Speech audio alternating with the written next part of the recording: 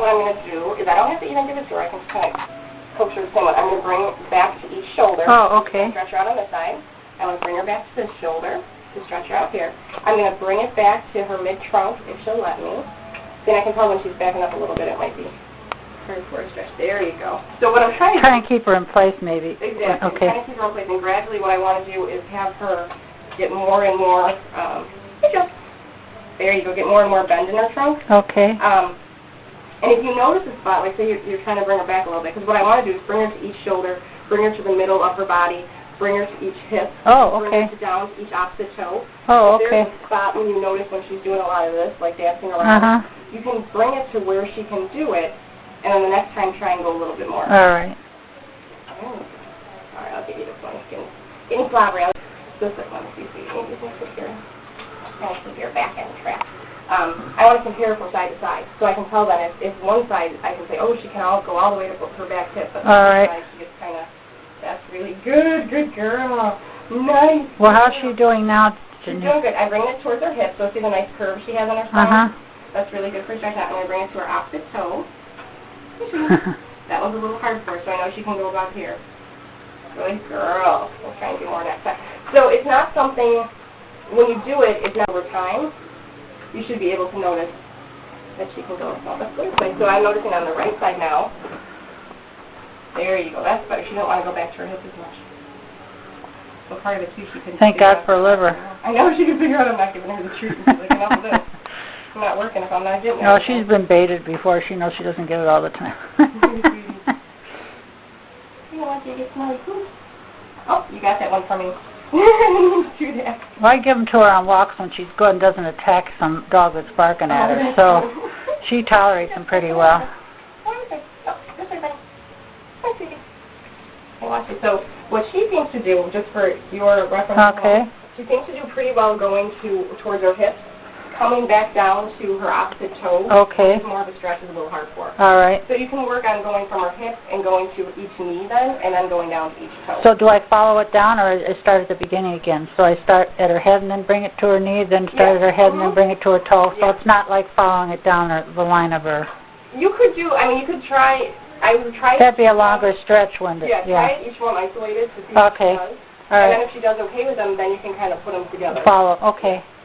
But sometimes I like doing them isolated because then you can tell where she kind of breaks down during the thing. I would start out, they talk about, in the sheet I'm going to cross off some things because the next thing they usually do is raise their front feet.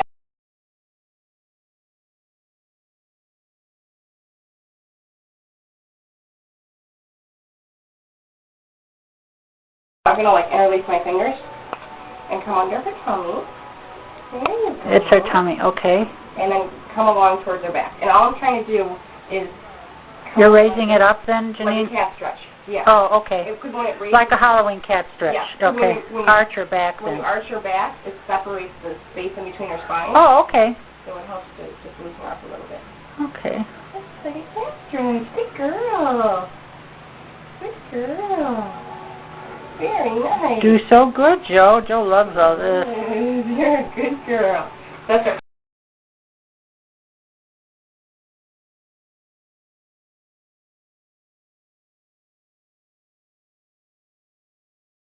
A lot of square standing with her, and basically what that means is I'm just going to line her up. Oh, like you're showing her or something. Exactly. And the liner, she likes to dance with her feet kind of wide apart too.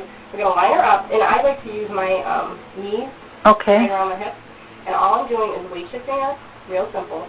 Left to right? Right now I'm rocking her forward and backward. Okay. Not real fast, just slow. And I'm concentrating on the back part because she does so much of pulling her weight forward. Okay. And I want her to kind of learn that she has to shift her weight back here. Oh, come here, Josh. Hey, you there you go. You're such a good girl.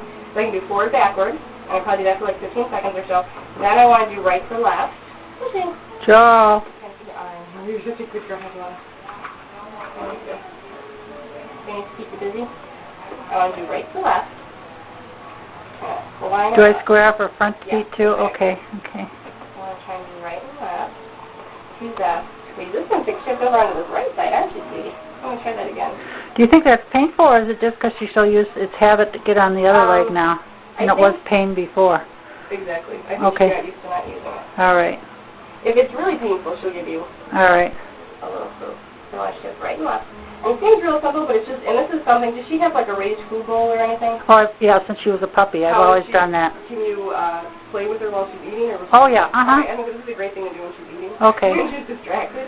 Yeah, she's real good about food. Yeah, she's not, yeah, she's good. The other thing I'll do is, so we've done forward, backwards, side to side. We do diagonal. So I'm going to think about going from her right hip to her left front and vice versa. Okay. So that's how they walk. Oh. Pattern. So you're pushing her with your leg, kind of, your legs. Yeah, and really, some people do it and they want to try doing it real fast. I don't want to do it real fast. It's slow, because when we weight shift our body, it's like a gentle movement. It's not a... So think of Tai Chi or something like that. Yeah, do you do that? Not Tai... I should, because I need more balance. I took one at the Botanical Garden and realized how out of balance I was.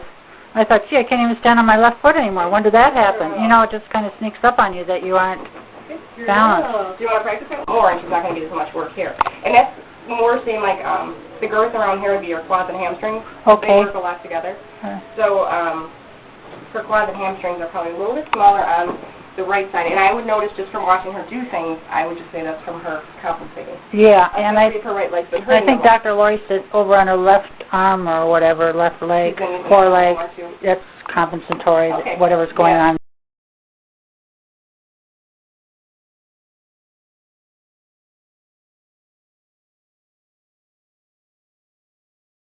What are you doing? I'm keeping it close to her body, so I'm not pulling it out to the side. Everything's parallel with her trunk.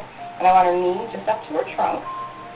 And I'm bringing her foot up a little bit. And I'm gently going to bring it behind her. And I have my hand above her knee. I never want to be right on her joint. All right. I'm just stretching a little bit. There you go. So is that a repetitive thing?